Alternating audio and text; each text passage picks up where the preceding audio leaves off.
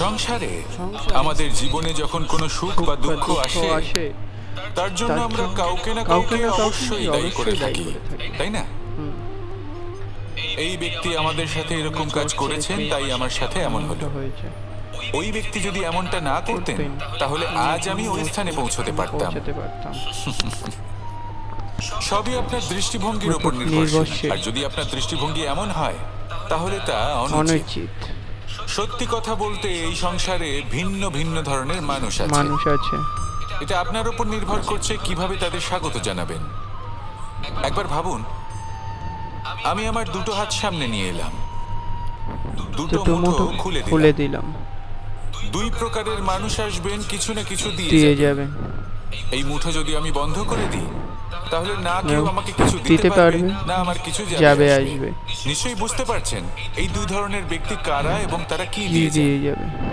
আমি যদি নিজের মুঠো খুলে দিই, তাহলে কিছু ভালো মানুষ আসবেন, আমাকে আনন্দ, সন্তুষ্টি, জ্ঞান প্রদান করে যাবেন, ভালো অভিজ্ঞতা দিয়ে যাবেন। কোনো খারাপ ব্যক্তি যদি আসেন, তাহলে তিনিও খারাপ অভিজ্ঞতা দেবেন, যার থেকে আমি শিক্ষা লাভ করব। এই সব কিছু আমি লাভ করতে পারি। মুঠো যদি বন্ধ করে রাখি, তাহলে আমি কিছুই পাবো না। দেখুন, এই সংসারে প্রত্যেকের জীবনে এরকম, প্রত্যেকের জীবনে সবকিছুই আছে, ভালো খারাপ দুই মানুষই আছে, ভালো অভিজ্ঞতা আছে, খারাপ অভিজ্ঞতাও আছে। নির্ভর করছে আপনার উপর যে আপনি কি করবেন, এনাদের স্বাগত কিভাবে জানাবেন, কার থেকে কি বুঝবেন, কি শিখতে পারবেন, আর কোন দৃষ্টিভঙ্গি নিয়ে অগ্রসর হবেন। এটাই নির্ধারণ করবে যে আপনার জীবন কেমন হবে। আসুন আমার সাথে ভালোবেসে বলুন, রাধা রাধা। জীবনে যখন কোনো ব্যক্তি নিজের লক্ষ্য প্রাপ্তির জন্য নিরন্তর পরিশ্রম করতে থাকেন, চেষ্টা করতে থাকেন, তখন তিনি কষ্ট অনুভব করেন। কখনো শারীরিক কষ্ট, কখনো মানসিক কষ্ট। এবার উনি এটা ভাবতে থাকেন যে আমি কি উচিত করছি নাকি অনুচিত করছি। কারণ অন্যদিকে এমন একজন ব্যক্তিও আছেন যিনি একদমই পরিশ্রম চেষ্টা করছেন না। তিনি মদিরা পান করেন, বিলাসিতায় জীবন কাটান, অলস প্রকৃতির হয়ে ওঠেন, নিদ্রাতে বিলীন থাকেন আর ভাবেন যে তিনি সুখ লাভ করছেন। কিন্তু এরকম কেন হয়? কারণ যখন আমরা সৎ পথে থাকি, উচিত পথে চলি, লক্ষ্য প্রাপ্ত করার জন্য চেষ্টা করতে থাকি, তখন আমাদের ভেতরে থাকা নেতিবাচক শক্তি এবং পাপ এই দেহকে ত্যাগ করে দেয়। আর এই অনুভূতিটাই আমাদের দুঃখের অনুভূতি দেয়, কষ্ট দেয়।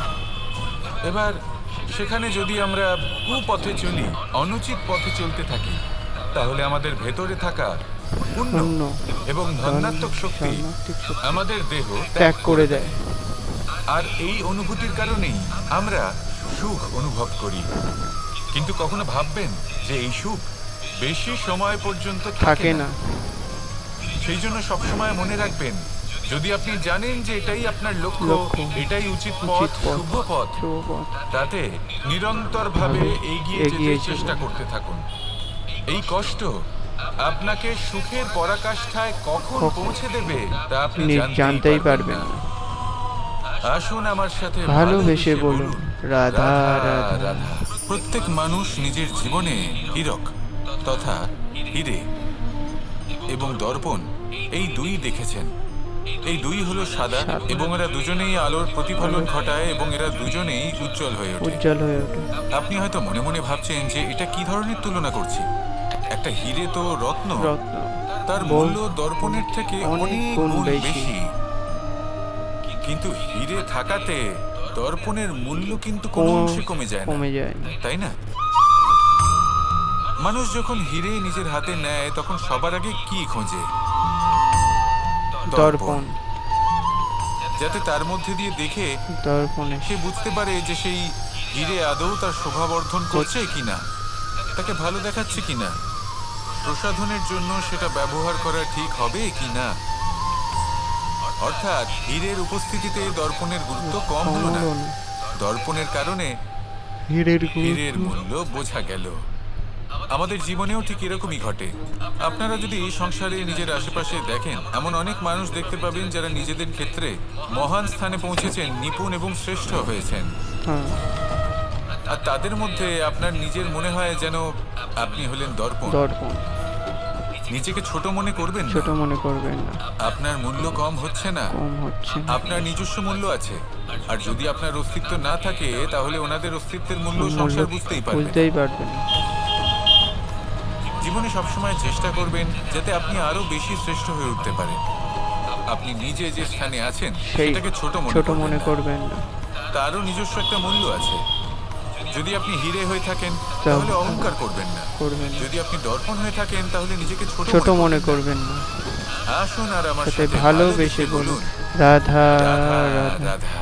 ভিডিওটি ভালো লাগলে লাইক করুন, কমেন্ট করুন, চ্যানেলটি সাবস্ক্রাইব করুন, আর কমেন্টে জয় শ্রীকৃষ্ণ লিখতে